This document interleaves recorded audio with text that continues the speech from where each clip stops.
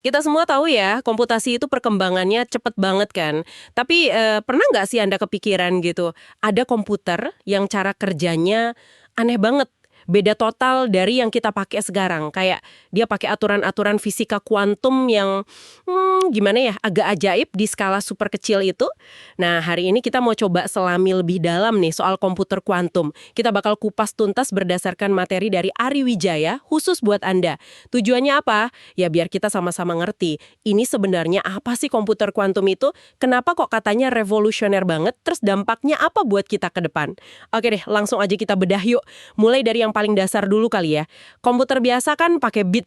Pasti itu nilainya kalau nggak satu, ya nol, titik. Tapi kalau komputer kuantum ini, dia pakainya qubit. Nah, apa nih istimewanya qubit? Iya, qubit ini emang intinya sih beda banget sama bit. Dia punya dua properti kunci dari dunia kuantum. Pertama itu superposisi. Gampangnya gini deh, bayangin koin lagi muter di udara. Sebelum jatuh, dia kan bukan kepala atau ekor doang, tapi kayak sekaligus keduanya dalam potensi gitu. Nah, qubit juga gitu. Bisa nilai satu dan nol bersamaan. Malah, bisa juga kombinasi probabilitas. Misalnya 85% condong ke nol, 15% ke satu. Ini yang bikin ruang hitungnya jadi luas banget. Terus yang kedua, ada entanglement, atau keterikatan. Ini agak susah dijelasin sih. Kayak ada koneksi khusus gitu antar qubit.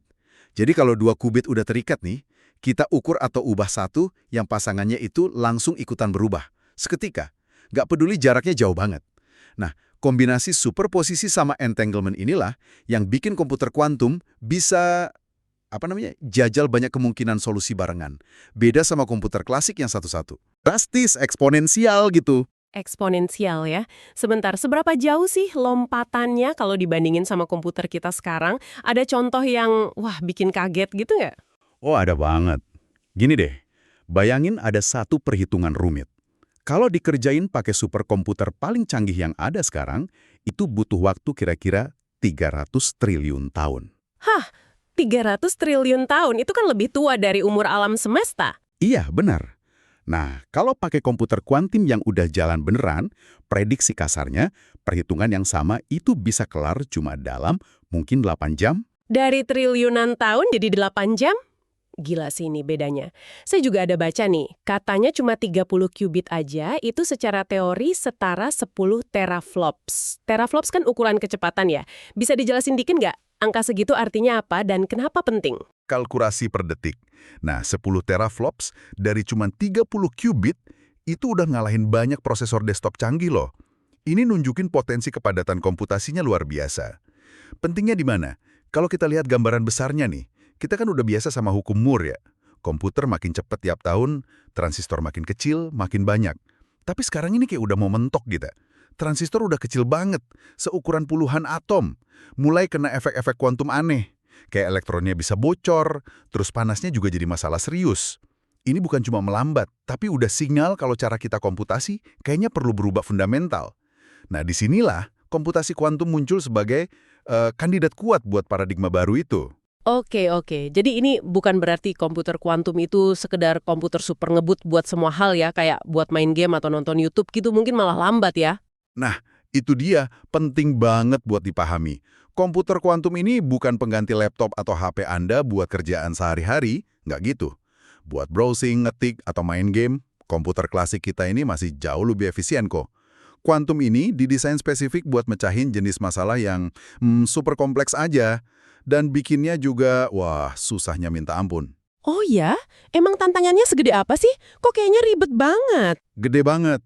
Jadi, kuantum ini sifatnya rapuh luar biasa. Sensitif banget sama gangguan sekecil apapun dari lingkungan. Getaran dikit, ada medan magnet nyasar, kena cahaya sedikit aja, bisa langsung rusak datanya. Makanya, komputer kuantum butuh isolasi yang ekstrim banget. Lingkungan super steril, nggak boleh ada getaran sama sekali. Dan yang paling gila nih, dia harus jalan di suhu yang dinginnya kebangetan. Mendekati nol absolut. Itu sekitar minus 273 derajat Celcius. Minus 273. Wow, itu kan dingin banget. Lebih dingin dari luar angkasa loh. Cuma biar qubitnya bisa tenang, bisa kerja barengan gitu. Bayangin aja deh serumit apa dan semahal apa infrastrukturnya. Ini jadi pertanyaan besar juga kan, soal kepraktisan dan siapa aja yang bisa pakai teknologi ini nantinya. Iya juga ya. Dengan tantangan segede itu sebenarnya hadiah apa sih yang kita kejar? Masalah apa yang emang cuma bisa dipecahin sama komputer kuantum ini? Hadiahnya itu potensi mecahin masalah yang sekarang ini dianggap mustahil lah buat komputer paling kuat sekalipun. Contohnya nih, simulasi molekul yang rumit banget secara akurat. Buat apa? Ya buat nemuin obat baru, material baru yang revolusioner, kayak katalis super efisien, atau mungkin baterai generasi berikutnya.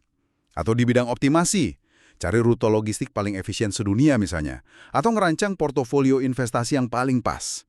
Bahkan secara teori ya, mungkin bisa ngatur lalu lintas satu kota biar nggak ada macet sama sekali buat semua orang barengan. Intinya sih, buka pintu ke solusi-solusi yang tadinya cuma ada di film fiksi ilmiah gitu.